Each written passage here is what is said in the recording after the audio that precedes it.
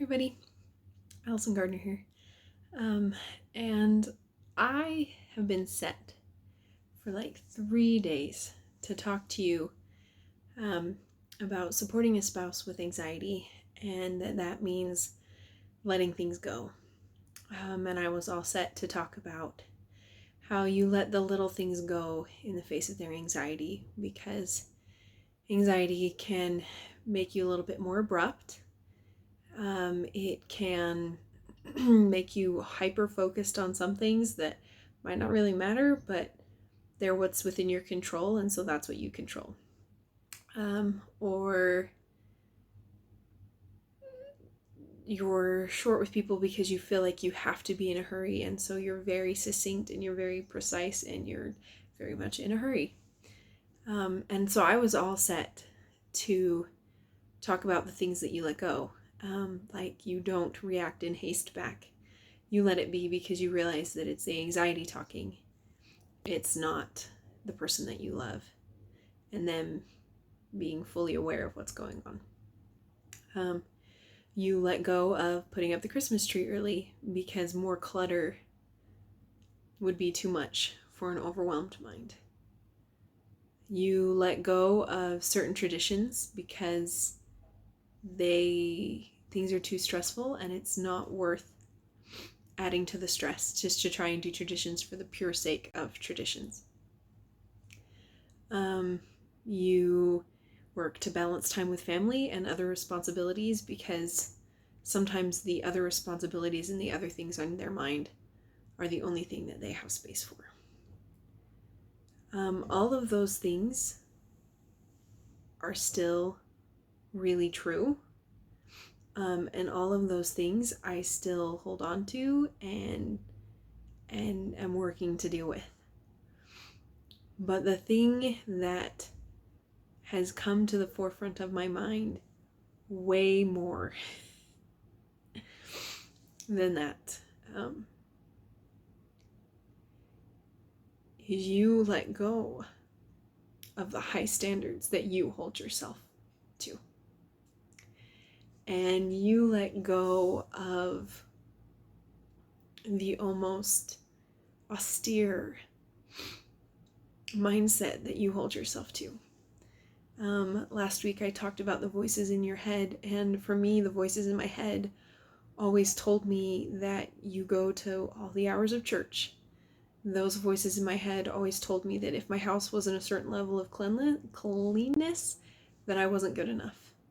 The one that I still battle with is that you do laundry every Sunday, because that's just what I've done my entire life, and you do laundry every Sunday. That there are voices in my head that tell me I need to show up in certain ways for certain people at certain times. That I need to, anytime someone reaches out to me, no matter how tired and how worn out that I am, that I still need to show up for them. And this has led me to have no boundaries. And can I just tell you how painful it is to not have boundaries for anybody ever?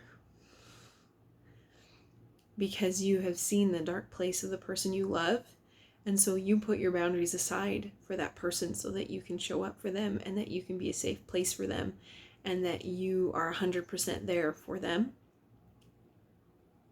And then you have no boundaries for family because you feel like you've been so wrapped up in your marriage that you need to be there for them 100%. And then at work, you want to look like you're dependable, and well, you want to feel dependable and you don't. And so if you feel like you can't feel dependable because all the other stuff that's going on inside your head, then you feel like you have to at least look dependable. And so then you push yourself farther than you should go. For the last 2 months, I have been dealing with and trying to recover from mono.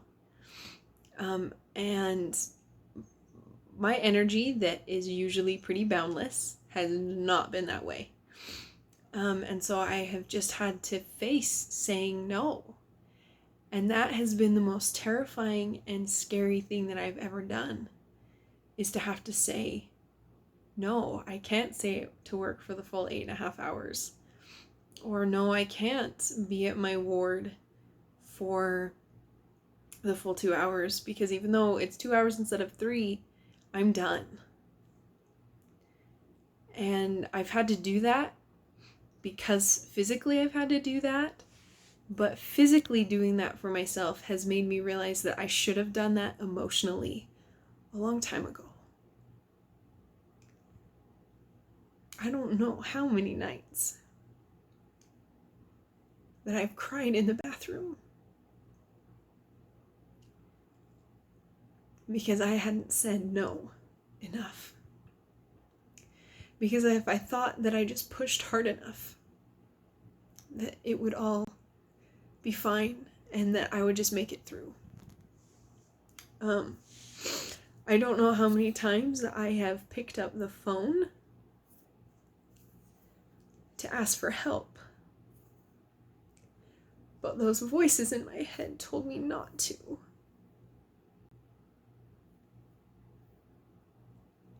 Because we live in a society now where everyone is pushed so far to the edge. And I feel like there's not a way to say I need help without saying I'm over the edge. And there's a part of me that just wishes that as a human race, we could just all check on each other and we could all reach out to each other and be there and to be in tune and to know when to show up for someone.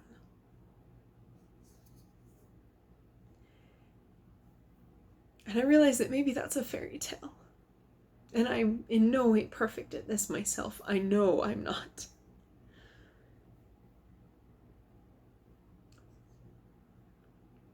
But even if I'm not over the edge, I still need help.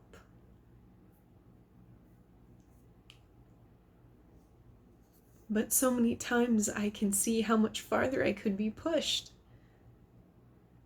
So how can I ask for help?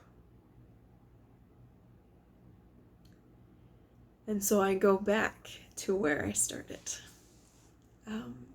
And back to where I started is when you support a spouse with anxiety or depression, when you live in the world that we all live in today, there are certain things we just have to let go of, especially around the holidays.